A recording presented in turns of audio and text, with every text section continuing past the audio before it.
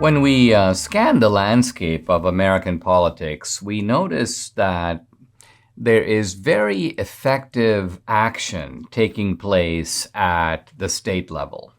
And I'm thinking now particularly of two states, Florida and Texas, which are really two of the largest, if not the largest, red states. And the governors, but not just the governor, the lieutenant governor, the political establishment in the states seems to be moving on multiple fronts. It seemed initially in Texas that Greg Abbott got a bit of a slow start, at least in this term.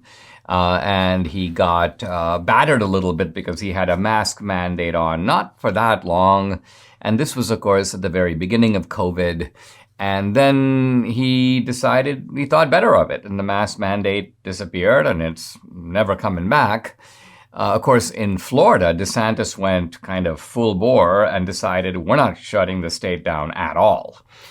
So we will deal with the pandemic. We will take the measures we need to. We will provide the treatments that we need to, but we are not closing off economic activity, and we're not going to stop people from going to churches, none of that. Turned out, I think, in retrospect, to be the right call. And DeSantis has taken leadership in a number of areas. I mean, it's almost like every week, or even some cases every day, the guy comes up with something new. And just off the top of my head, a few initiatives by DeSantis. Number one, let's set up an election integrity unit. In fact, I think he calls it an election police unit, and they've arrested a bunch of felons who have been voting. So DeSantis is on that issue. Number two, he is on the issue of woke corporations. And of course, Florida got into a skirmish with Disney. They pulled Disney's special subsidy that allows Disney to operate almost like a city.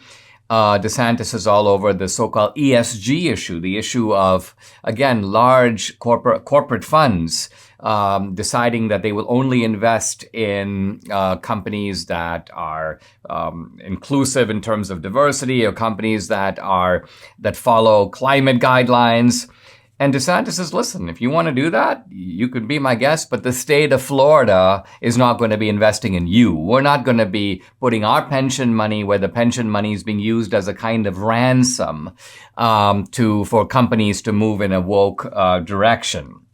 Now, the issue of the border and of illegals, which of course affects both Florida and Texas, I think actually Abbott is the one who had the idea of dispatching illegals off to progressive hotspots. I mean, a genius idea. The left is freaking out over it. And by the way, it's a kind of a good measure. I use this also in my own public life. I measure my effectiveness by the degree to which I freak out the other side. If I merely have the other side kind of sullen, then I think like I'm not doing a good job. I need to up the ante. And Debbie goes, Dinesh, this is how you get into trouble. This is how you cross the line. This is how you say all those really offensive things on Twitter. And I'm like, well, but the point here is that Abbott came up with this idea. But DeSantis, again, it doesn't really matter who comes up with a great idea, because the point is to adopt it.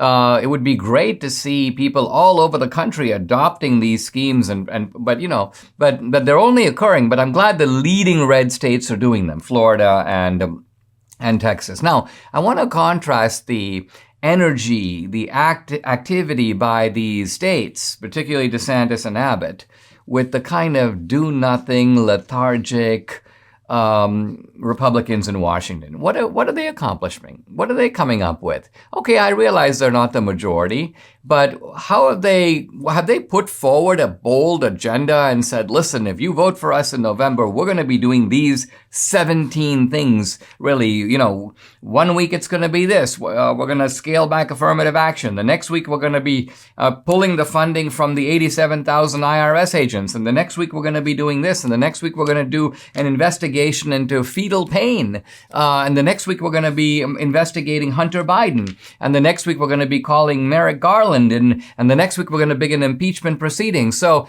the Republicans could be doing all this. But you almost are dealing here with people who are relying on the unpopularity of Biden to give them the majority. and are almost saying to the American people, we don't really know what we're going to do with that majority. So I'm glad we have a federal system where we're able to see energy occurring at the state level. And I assume it's partly because these governors, these lieutenant governors, are more in touch with politics on the ground. They're more in touch with their base. Whereas many of these congressmen, yeah, they have offices in their home district, but they sort of live in Washington, D.C. To that degree, their psychology becomes part of the swamp. And I wish that the national Republicans would take a page from the energy and innovation and boldness that we see at the state level, so we can have a national party that we can be proud of.